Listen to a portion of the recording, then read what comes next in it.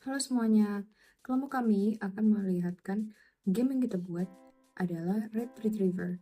Nah, perkenalan dulu sebelumnya, nama saya Kalista Putri Darmawan dengan NRP belakang 072, dan ada Salsa Bila Aini dengan nomor belakang 029, dan ada Alfia Natania dengan nomor NRP belakang 036, dan ada Rafida Elvi dengan nomor belakang 035. Red Retriever adalah game gacha RPG yang memakai mekanik turn-based, di mana kita ditugaskan untuk berjuang melalui refleksi mental, mimpi buruk, dan yang terpenting menghadapi harapan. Setiap karakter utama harus melalui pertempuran ini, di mana nantinya mereka sendiri masing-masing akan menemukan jawaban pahit mereka sendiri. Nah, di sini gamenya akan musuh-musuhnya dikendalikan oleh AI, di mana dipersonalisasikan berdasarkan karakter yang dipilih dan kemampuan skill pemain secara keseluruhan. Nah, di game ini juga memiliki 5 alur cerita yang berbeda berdasarkan 5 karakter yang menangani subjek seperti perfeksionisme, kompleksitas, juru selamat, mengakhiri hidup mereka, dan apatis. Jadi siapa target konsumen kita?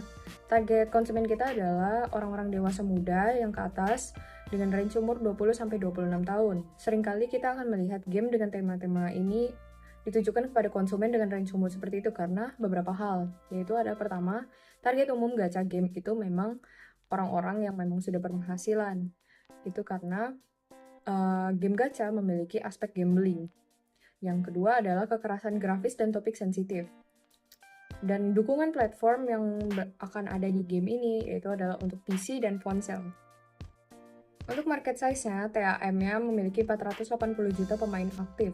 Ini diketahui bahwa market game mobile secara global memiliki 3,4 miliar pemain aktif, dengan 15%-nya merupakan konsumen pada umur 20-26 tahun. Untuk SAM-nya, itu ada 25 juta pemain aktif.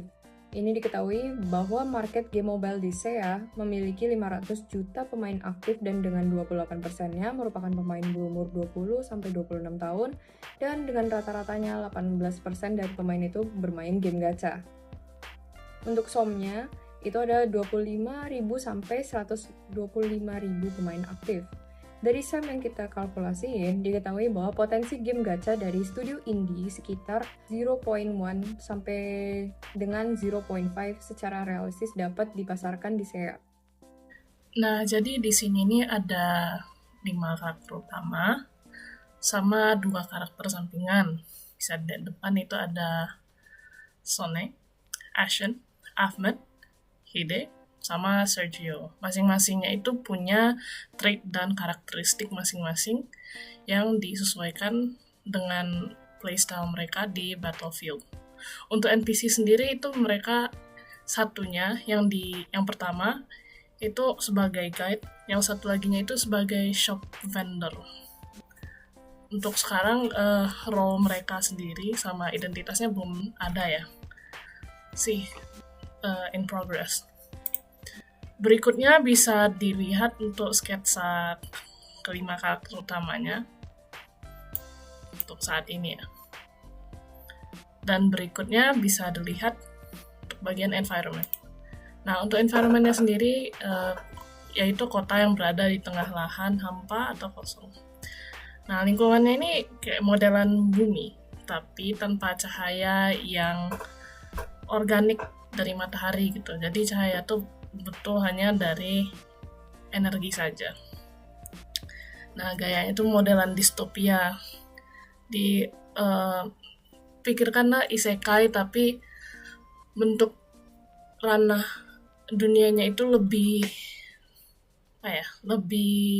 berbentuk lah. Kalau isekai kan membulat gitu ke dalam. Kalau ini enggak. Ini regionnya berpisah-pisah gitu dia. Nah, kota ini ditengahi oleh portal cahaya misterius yang bernama Aster. Nah, Aster ini nih kayak semodelan portal gitu. Selain jadi sumber energi, tuh kalau ada orang-orang baru masuk itu jatuhnya dari sana. Nah, area ini dibagi menjadi beberapa wilayah kecil. Nah, masing-masing dengan keahliannya sendiri. Ada yang bagian sains, ada yang bagian weaponry, ada betul-betul distriknya hanya sekolah doang, terus ada yang modelan apartemen, dan seterusnya.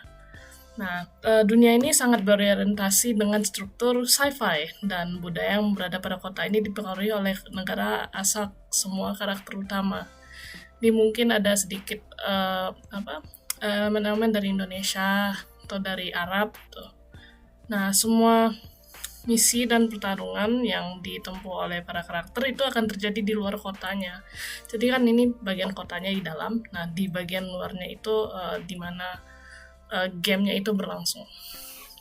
Baik, selanjutnya adalah desain blueprint dari Red Retriever. Yang pertama ada story atau world building. Jadi di game ini terdapat pembagian area-area di mana tiap area terdapat misi dan juga karakter monster yang harus mereka hadapi. Kemudian desain karakter dan juga baik secara visual yang menyesuaikan dengan kelebihan dan kekurangan dari karakter tersebut. Kemudian ada CG, visual dari environment yang akan dihadapi dalam misi. Kemudian juga ada CG story UI, yaitu gambaran backstory dari tiap misinya. Kemudian juga ada karakter main UI yang berisi tentang sifat-sifat dari karakter tersebut, kelebihan, kekurangan, dan juga pola serangan dan lain sebagainya. Kemudian ada battlefield setup, area pertempuran dengan musuh-musuh yang akan mereka hadapi di setiap misinya dengan menggunakan kekuatan serangan yang dimiliki. Kemudian selanjutnya adalah enemy dan gimmick. Salah satunya ada Servosem, di mana ciri-cirinya ini kemampuan monsternya akan berubah menyesuaikan dengan karakter dari tokoh utama pemain yang dipilih. Contohnya ada Ascent. Karakter Ascent ini memiliki harga diri yang tinggi. Pada itu pola serangan yang digunakan untuk menaklukkan monsternya sendiri adalah melakukan serangan bertubi-tubi, di mana menyakiti monsternya berkali-kali lipat. Ascent memiliki kebiasaan ingin tahu lebih dan juga sifat sok tahu. Jadi di sini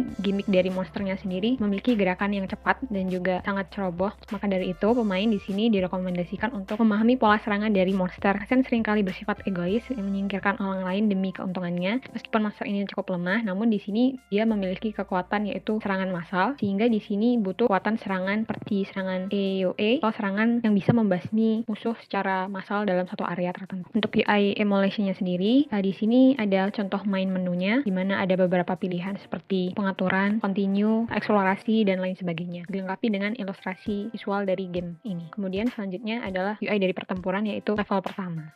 Untuk Dream Circle atau flow dari game ini, pertama-tama di sini ada main menu. Yang pertama bisa continue ke level yang telah kita tempuh sebelumnya. Kemudian ada arsip, di mana seperti pemain, karakter, ataupun alat, item yang telah kita gunakan sebelumnya. Kemudian bisa kembali lagi ke menu utama. Di sini kita lanjut ke ekspedisi, di mana yang pertama-tama kita akan melihat peta secara luas, di mana ada region atau wilayah yang akan kita tempuh.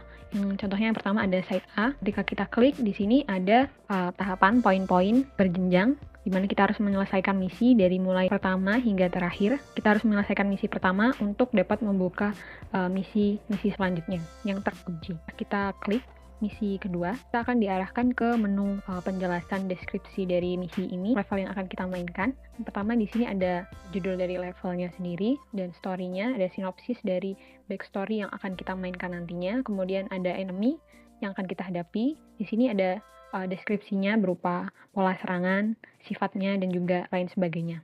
Sehingga kita dapat menentukan karakter mana yang akan kita pilih nantinya. Selanjutnya, klik enter. Sini kita dapat memilih karakter untuk tempuran nantinya. Ketika ada pemain yang sama, mereka akan memiliki gimmick dan tugas yang berbeda nantinya saat pertempuran. Kita save timnya dan dilanjutkan ke dialog awal sebelum pertarungan dimulai, yaitu narasi berisi cerita backstory dari misi. Setelah dilanjutkan, baru kita mulai ke permainan pertarungan yang sebenarnya. Di sini terdapat kotak-kotak berwarna-warni, di mana ini nanti akan diisi dengan kekuatan yang dimiliki setiap karakternya, yang dapat digunakan untuk serangan ataupun perlawanan dari musuhnya nanti. Kemudian yang putih ini adalah part dari area dari pemain, yang hitam merupakan area dari musuh yang akan dihadapi nanti. Setelah pertarungan selesai, misi pertarungan diselesaikan, dilanjutkan dengan narasi pada dialog-dialog untuk menutup dari misi ini. Dan kemudian dilanjutkan dengan hasil dari misi yang telah dimainkan, berisi performa dari pemain dan juga hasil yang akan diproses oleh artificial intelligence untuk meningkatkan kualitas di level berikutnya. Selanjutnya, apabila hasil yang didapatkan sesuai dengan kriteria di awal, juga kita dapat kembali ke map area side yang sebelumnya. Kemudian ketika ingin keluar, kita return kembali sampai ke menu awal dan bisa melakukan exit. Kenapa sih harus mendukung proyek ini? Karena yang pertama, game ini memiliki konsep indie yang sangat relate dengan kehidupan sehari-hari. Lalu selanjutnya, untuk timnya sendiri dipimpin oleh orang Indonesia yang sudah memiliki reputasi yang baik di industri game. Lalu selanjutnya, melalui game ini, kami ingin mengangkat isu-isu tentang kesehatan mental yang masih sangat tabu di masyarakat. Lalu yang terakhir, kami ingin mencari pandangan yang berbeda tentang realitas dan juga fiksi. Selanjutnya, untuk potensial sponsor sendiri, kami memiliki yang pertama Acer Indonesia, yang kedua Thunder Robot, dan yang ketiga Asus ROG Indonesia. Merek potensial ini biasanya cocok untuk konten yang lebih dewasa, karena pemasaran mereka sudah selaras dengan judul yang diberi peringatan dewasa atau 18+. Mereka lebih peduli dengan nada dan basis penggemar yang akan dihadirkan game tersebut. And so is the nature of escapism. Are you willing to turn and face change? Sekian dari kami. Wassalamualaikum warahmatullahi wabarakatuh.